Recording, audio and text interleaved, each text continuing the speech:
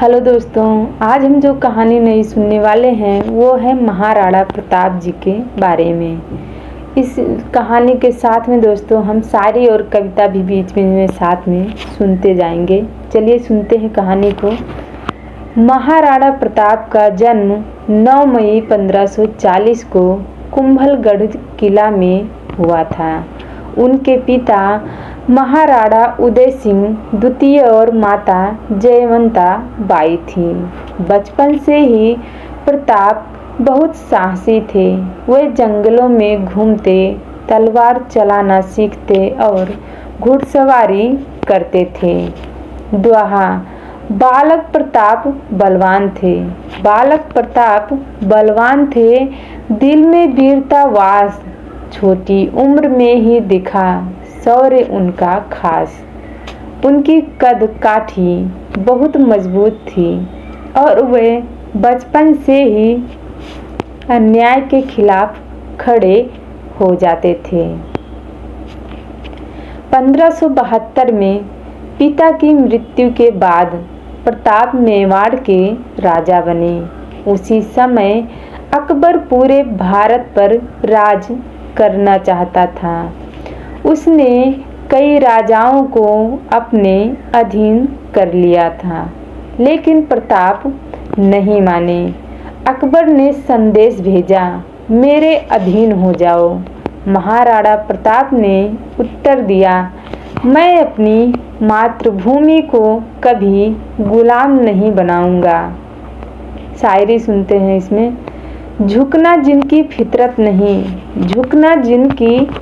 नहीं, वो प्रताप कहलाए। सिर कट जाए भले मगर दुश्मन आगे न झुक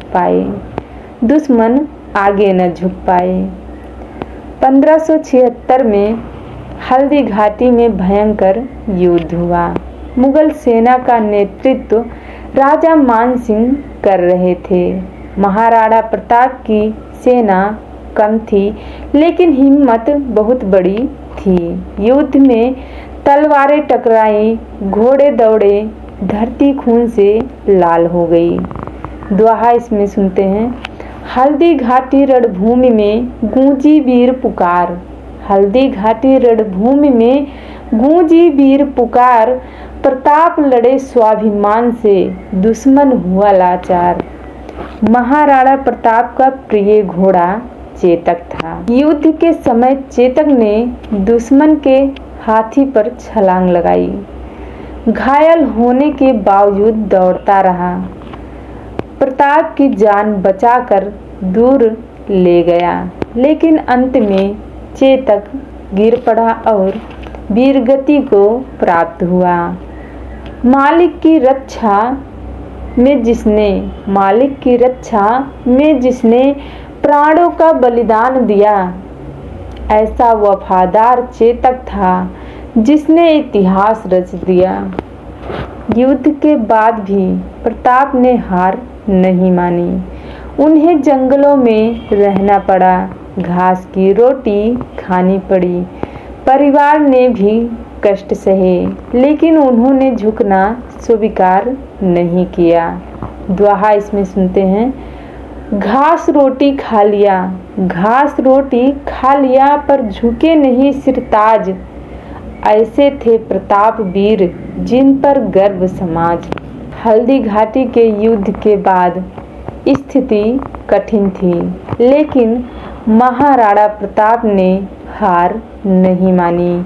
उन्होंने जंगलों, पहाड़ों और गुफाओं में रहकर अपनी सेना को फिर से संगठित किया।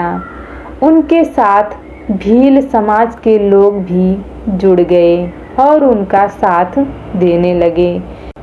धीरे धीरे प्रताप ने छापामार गुरिल्ला युद्ध शुरू किया और मुगलों को परेशान करने लगे। दोहा, जंगल पहाड़ों में रहकर शक्ति फिर से पाई। रणनीति से प्रताप ने दुश्मन पर मार गिराई।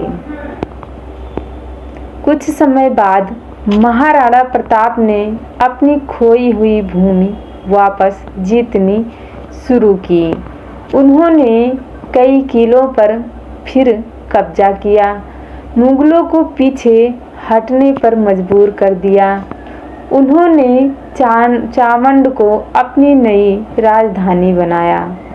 यह उनकी सबसे बड़ी सफलता थी कि उन्होंने बिना झुके अपना राज्य फिर से खड़ा किया।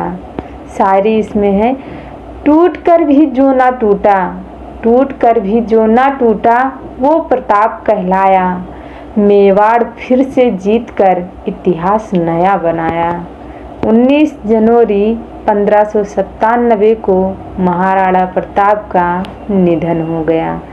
कहते हैं कि आखिरी समय तक उन्हें यही चिंता थी कि मेवाड़ पूरी तरह स्वतंत्र रहे।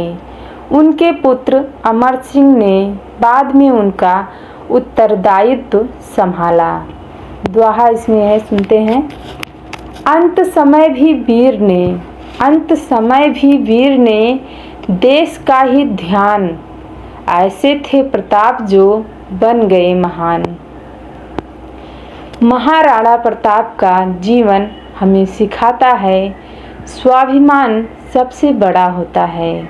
कठिन समय में भी हार नहीं माननी चाहिए। सच्चा वीर वही है जो अपने देश के लिए जीता है। अंतिम शायरी सुनते हैं। मिट्टी की आन बचाने को जिसने जीवन वार दिया, वो भारत माँ का सच्चा पुत्र महाराणा प्रताप हुआ। धन्यवाद दोस्तों। आप लोगों को ये कहानी कैसी लगी हमें कमेंट करके अपनी राय ज़रूर बताना।